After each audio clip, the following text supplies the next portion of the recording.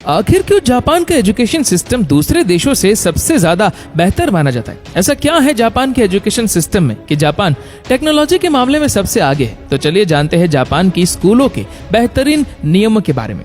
दोस्तों, जापान में स्कूल का टाइम सुबह 8:30 बजे से शुरू होता है और सभी को टाइम पर पहुंचना जरूरी होता है। अगर स्टूडेंट 5 मिनट लेट हो जाता है तो उसे 1 सप्ताह तक जल्दी आकर अपनी क्लास की साफ सफाई करनी पड़ती है और यही उसकी सजा होती है। साथ ही जापान के स्कूलों में जो भी चीज सिखाई जाती है वो हर चीज प्रैक्टिकल करके ही समझाई जाती है। यहाँ पर सभी बच्चे सभी चीजों को प्रैक्टिकल करके ही सीखते हैं, इसीलिए यहाँ के लोग सबसे ज्यादा इनोवेटिव माने जाते हैं।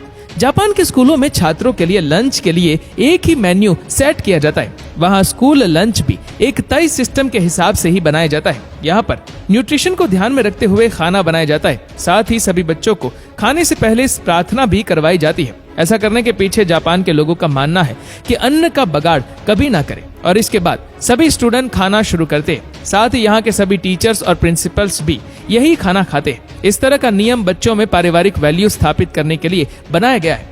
हैरान कर देने वाली बात तो ये है कि खाना खा लेने के बाद यहाँ के स्कूल को क्लीन करने के लिए कोई सफाई कर्मचारी नहीं होते, बल्कि स्कूल के सभी स्टूडेंट को मिलकर पूरे स्कूल की सफाई करनी होती है और स्कूल के सभी टीचर और प्रिंसिपल को भी ये सब करना पड़ता है। इसमें क्लास में झाड़ू लगाने से लेकर बाथरूम साफ करने तक सभी चीजों को साफ किया जाता है और इससे स्टूडेंट को साफ सफाई रखने की वैल्यू पता लगती है और यही काम को वही लोग अपना कर्म समझते हैं। साथ ही ऐसा इसलिए भी किया जाता है ताकि बच्चे बचपन से ही अपनी माँ के घर को साफ करवाने में मदद कर सके और साथ ही टीचर्स और प्रिंसिपल्स भी ये काम इसीलिए करते हैं ताकि बच्चों को ये दिखाया जा सके कि साफ सफाई करने में कोई छोटा या बड़ा नहीं होता। साफ सफाई करना छोटे से लेकर बड़ों तक सभी का फर्ज होता है।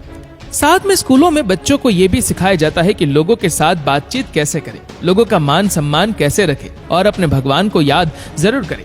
जापान में स्कूलों में ही बड़ों के सामने झुकने के लिए प्रेरित किया जाता है और ये स्कूल आते जाते वक्त करना जरूरी होता है। साथ ही जापान के सभी स्कूलों में सैटरडे और संडे छुट्टी भी रखी जाती है और सभी बच्चे सैटरडे और संडे अपने परिवार के साथ पूरा दिन अच्छे से वक्त बिताते हैं। साथ ही जापान में न्यू ईयर एक काफी इम्पोर्टेंट त्योहार है। आपको ये जानकर हैरानी होगी कि न्यू ईयर के दिन आपको सड़कों पर तो क्या कहीं पर भी कोई भी लोग दिखाई नहीं देंगे, क्योंकि सभी लोग न्यू ईयर पर अपने परिवार के साथ मनाते हैं। वहाँ सब समझते हैं कि परिवार एक व्यक्ति के जीवन का सबसे सुंदर उपहार है। वहाँ पर हर कोई अपने से सामने वाले व्यक्ति के साथ आदर और सम्मान से बात करते हैं। वहाँ सबको अभिवादन के साथ बुलाया जाता है। ये सब इन बच्चों को स्कूल में ही सिखाया जाता है। आप जानकर हैरान रह जाएंगे कि जापान के स्कूलों में 10 साल तक कोई भी एग्जाम नहीं लिया जाता। ऐसा इसलिए किया जाता है क्योंकि जापान के स्कूलों में ज्ञान से ज्यादा सभ्यता सिखाना जरूरी समझा जाता है। वहाँ ये माना जाता है कि स्कूल के पहले कुछ साल सिर्फ बच्चे के डेवलपमेंट पर ध्यान देना चाहिए,